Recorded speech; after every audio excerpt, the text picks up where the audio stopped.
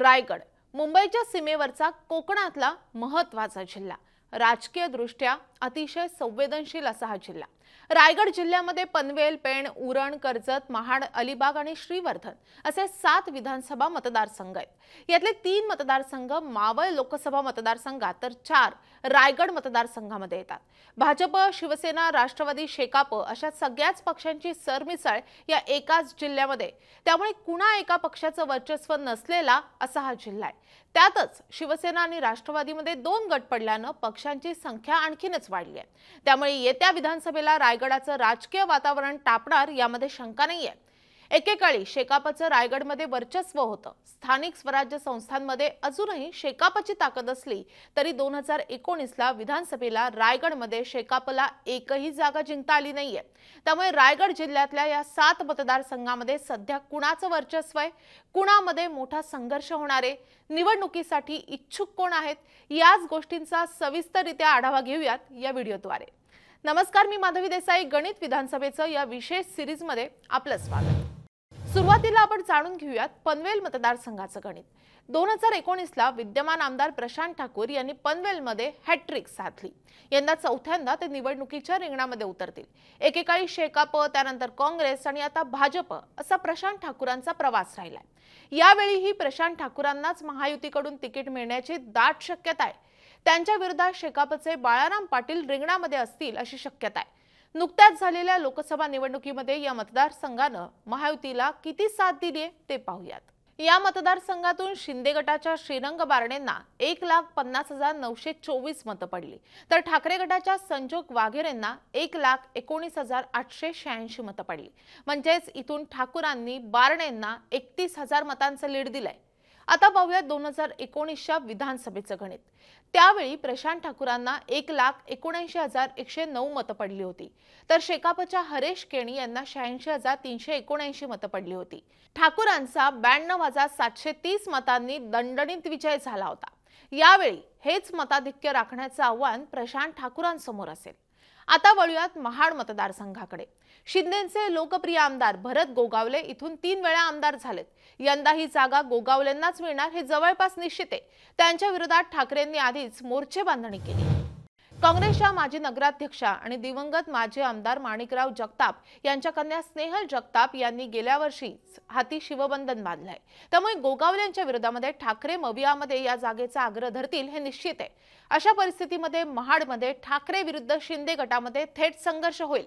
लोकसभेला या मतदारसंघामध्ये काय घडलं होतं ते पाहूयात। इथून राष्ट्रवादी अजित पवार गटाच्या सुनील तटकरेंना 77,877 मतं पडली, तर ठाकरे गटाच्या अनंत गीतेंना 74,261 मतं पडली। म्हणजेच गोगावले महायुतीच्या उमेदवाराला केवळ 3,616 मतांचंच मताधिक्य देऊ शकले। त्यामुळे शिंदेंकडे गेले 2 वर्ष मंत्रिपदासाठी तगादा लावणारे गोगावले या परीक्षेत मात्र काठावरच पास झाले। 2019च्या विधानसभेला काय चित्र होतं तेही पाहूयात। त्यावेळी भरत गोगावलेंना 1,02,273 मतं पडली होती, तर काँग्रेसच्या माणिकराव जगतापांना 80,698 मतं पडली। गोगावलेंनी 21,575 इतकं मताधिक्य मिळवलं होतं। लोकसभा आणि विधानसभेची आकडेवारी पाहता गोगावलेंसाठी यंदाची लढाई सोपी नसणार हे नक्की आहे। आता पाहूया श्रीवर्धन मतदारसंघाची परिस्थिती। या मतदारसंघामध्ये अजित पवार गटाच्या मंत्री अदिती तटकरे या आमदार आहेत। 2019ला अदिती तटकरेंनी शिवसेनेच्या विनोद घोसाळकरांचा पराभव केला होता। त्यावेळी अदिती तटकरेंचे चुलत बंधू अवधूत तटकरे शिवसेनेमध्ये गेले होते। त्यांनाच बहिणीविरोधात तिकीट मिळेल अशी चर्चा होती, पण प्रत्यक्षात घोसाळकरांना तिकीट मिळाल्यानं ती शक्यता मावळली। आता अवधूत तटकरे भाजपवासी झालेत, त्यामुळे जिल्ह्यातील राजकीय गणितही बदलली आहेत। अदिती तटकरेंविरोधात मवियाचा उमेदवार कोण असेल यावर पुढचं गणित अवलंबून असेल। लोकसभेला या मतदारसंघामध्ये काय झालं होतं ते पाहूयात। सुनील तटकरेंना त्यांच्या मुलीच्या या मतदारसंघामध्ये 86,902 मतं पडली, तर ठाकरे गटाच्या अनंत गीतेंना 57,030 मतं पडली। तटकरेंना इथून 29,000 मतांचं मताधिक्य मिळाले। आता 2019च्या विधानसभेचं बलाबल पाहूयात। अदिती तटकरेंना 92,074 मतं पडली होती, तर विनोद घोसाळकरांना 52,453 मतं पडली। अदिती तटकरेंचं मताधिक्य होतं 39,000 मतांचं। युवा चेहरा, मंत्रीपद, वडील खासदार या सगळ्या गोष्टी आदिती तटकरेंच्या जमेच्या आहेत. त्यामुळे या विधानसभेला त्यांच्यासाठी तुलनेनं सोपी लढाई आहे असं म्हणता येईल. तिकडे अलिबाग मतदारसंघामध्ये शिवसेना शिंदे गटाचे महेंद्र दळवी आमदार आहेत. दळवींना यावेळी महायुतीतच जागा मिळवण्यासाठी संघर्ष करायला लागेल अशी चिन्ह आहेत, कारण शेकापच्या दिलीप भोईर यांना पक्षात घेऊन भाजपनं मोर्चे बांधणी सुरू केली आहे. शेकापकडून माजी आमदार पंडित पाटील यांचं आव्हान असेल, त्यामुळे महेंद्र दळवी यांना यावेळी जरा जास्त संघर्ष करावा लागेल असे चित्र आहे. उरण मतदारसंघामध्ये यावेळी मवियातच वादविवाद होण्याची शक्यता आहे. 2019ला हा मतदारसंघ जागा वाटपामध्ये शिवसेनेकडे गेला. त्यावेळी भाजपचे महेश बालदी यांनी बंडखोरी केली. त्यामुळे शिवसेना, शेकाप आणि अपक्ष अशी तिरंगी लढत झाली. भाजपनं छुप्या पद्धतीनं बालदींच्या मागे ताकद उभी केली. त्यामुळे त्यांचा विजय झाला. आता ही जागा भाजपला सुटणार की शिंदेंना हे पाहावं लागेल. नुकत्याच झालेल्या विधान परिषद निवडणुकीमध्ये शेकापच्या जयंत पाटलांचा पराभव झाला. त्याला ठाकरे कारणीभूत असल्याची चर्चा आहे. दुसरीकडे लोकसभेला ठाकरे गटाच्या अनंत गीतेंना शेकापचं वर्चस्व असलेल्या मतदारसंघामध्ये अपेक्षित मताधिक्य न मिळाल्याची ठाकरेंची तक्रार आहे. त्यामुळे येत्या विधानसभेलाही शेकाप आणि शिवसेनेतला संघर्ष पेटू शकतो. आता पाहूयात पेण मतदारसंघाचं गणित. पेणमध्ये भाजपचे रविशेठ पाटील हे विद्यमान आमदार आहेत.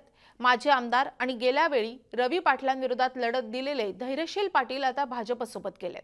पेणमधून महायुतीच्या सुनील तटकरेंना 46,000चं मोठं मताधिक्य मिळालंय.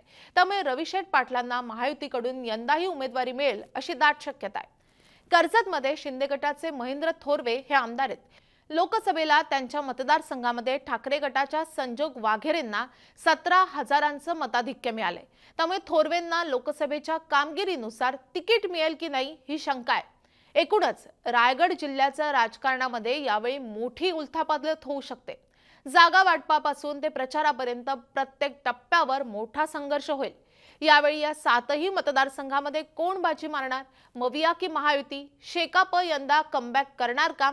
तुमची मते कमेंट करून नक्की मांडा. विधानसभेशी निगडीत अशाच माहितीपूर्ण व्हिडिओसाठी मुंबई तकला लाईक, शेअर आणि सबस्क्राईब करायला विसरू नका. धन्यवाद.